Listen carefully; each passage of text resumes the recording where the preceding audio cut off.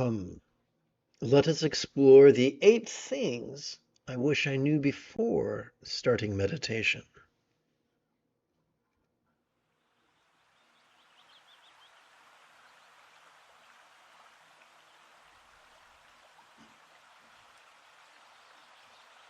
Okay, things look a bit shaky on this page.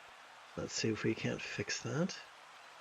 This is what, 22? Okay, let's delete this one. See if that works better. Fabulous. Together, please relaxingly recite with me. How do we transcend stress's control over our choices, utterances, and deeds? The Buddha's Eightfold Path.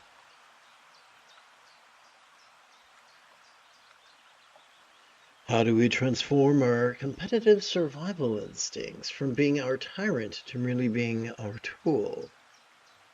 The Buddha's Eightfold Path. What about the Holy Grail of enlightenment itself? What if enlightenment was merely the mastery of the Buddha's Eightfold Path? But what is mastery? As little children, we found the tying of our shoes to be a daunting task. But after what seemed like a great amount of time and tears and repeat instructions, we finally got so good at tying those sneakers that we could do so spontaneously, habitually, easily, and effectively. The same held true for potty training, dental hygiene, and even bicycle riding. Likewise, we could so master the Buddha's Eightfold Path. The 7th and 8th folds of the path are mindfulness as well as meditation, and when practiced correctly, they are the key to the remainder of the path. Mindfulness and meditation could be the engine that drives the cogs and gears of the Buddha's metaphoric enlightenment machine. When practiced authentically, mindfulness and meditation could calm our amygdala, the seat of anxiety and aggression, and stimulate our anterior cingulate gyrus, the seat of empathy. This is why the late Tulku Thondup insisted that the highest love was not the result of focus or analysis, but rather the spontaneous and uncontrived byproduct of mere mindfulness and meditation. The significance of this cannot be overstated. For loving kindness comprises 50% of the Buddha's Eightfold Path. The second fold's kind intention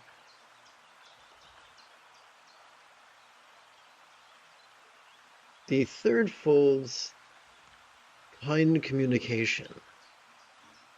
The fourth fold's kind conduct, and the fifth fold's kind commerce.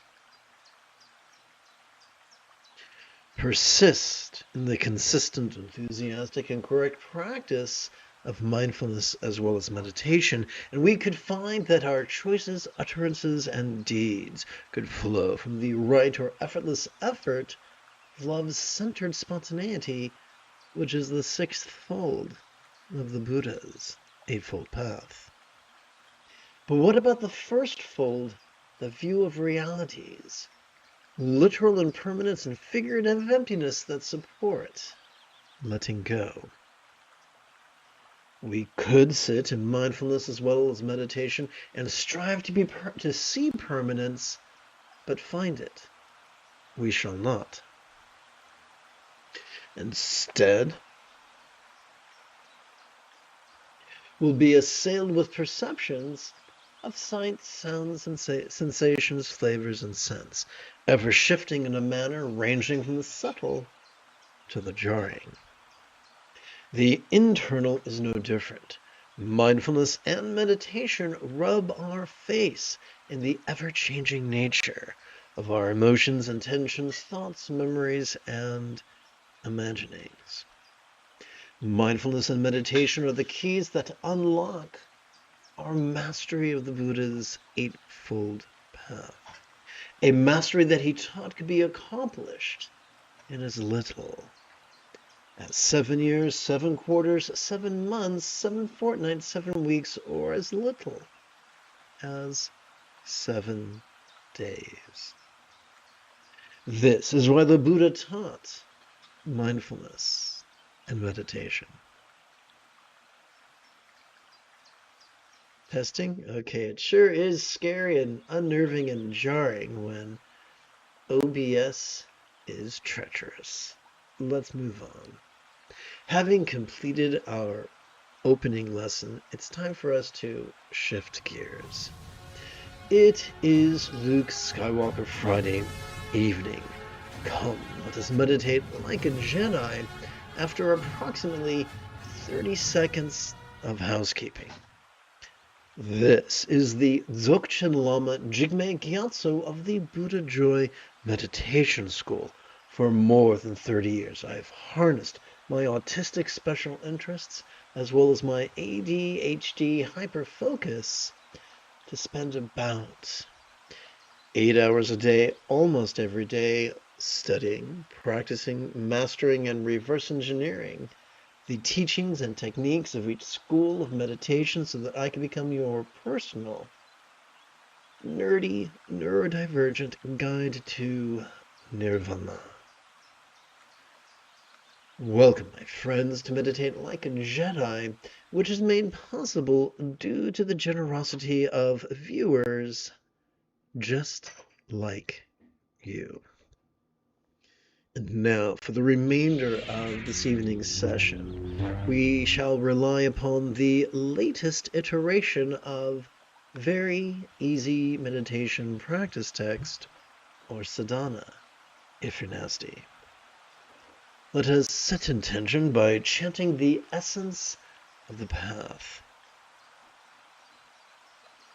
Whatever comes may all beings notice, relax and flow. Whatever stays may all beings notice, relax and flow. Whatever goes may all beings notice, relax and flow.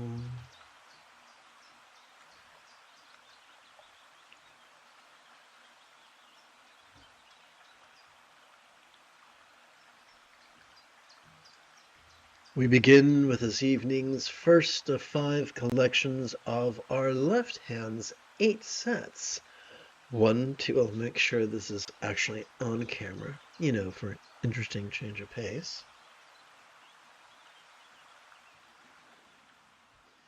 1, 2, let's try this again. 1, 2, 3, 4, 5, 6, 7, 8. And our right hand's 12 inhalations. 1, 2, 3, 4, 5, 6, 7, 8, 9, 10, 11, 12. But how will we keep track of our first collection? Simple. Upon the tip of our left little finger, we could rest the great knuckle at the base of our right little finger, palms up in our lap. I'm sorry, my sinuses are beating me up, so if I seem a bit spacey, I apologize.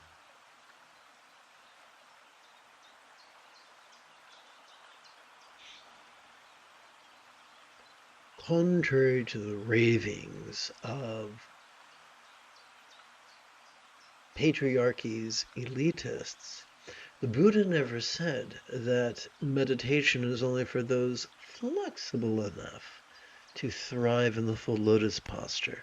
Au contraire, the most ancient Buddhist statues demonstrate the Buddha sitting in merely the quarter lotus position, where one leg rests comfortably upon the other like the 2 pieces of bread forming a sandwich. Any exercise orthopedic surgeon would remind us that our knees are only hinge joints. And we want to turn out, whether it's ballet or in yoga, simply from our hip joint because it is a ball and socket.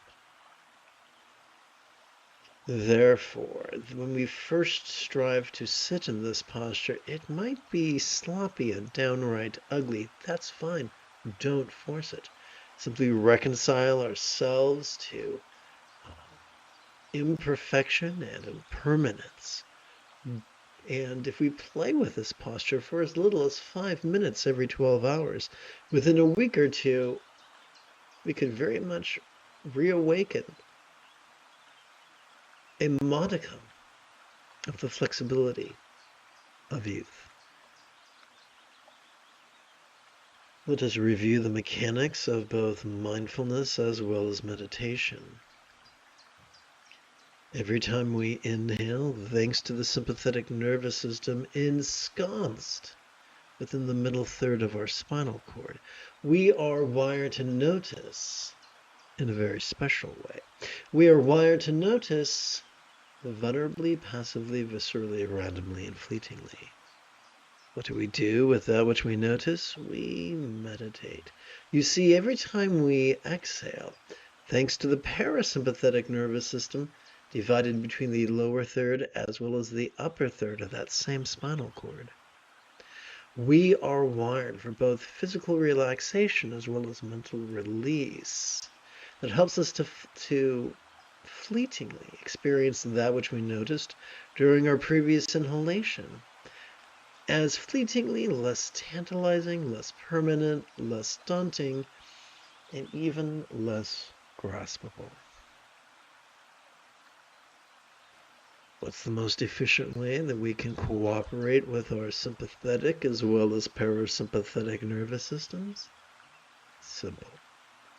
All we got to do is silently and mentally recite the demonstrative pronoun this when we feel the air enter our nostrils, and then silently and mentally recite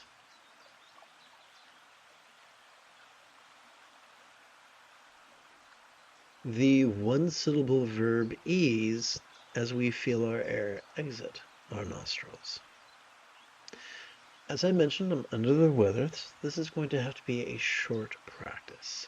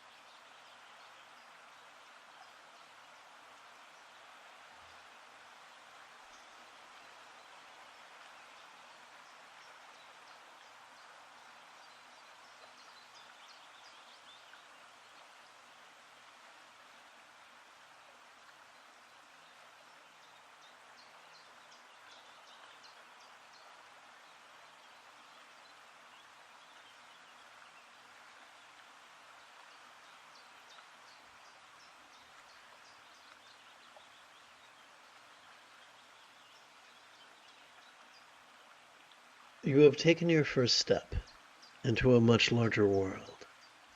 If you feel that I have earned it, you could give this live stream a thumbs up. You could even help support this channel.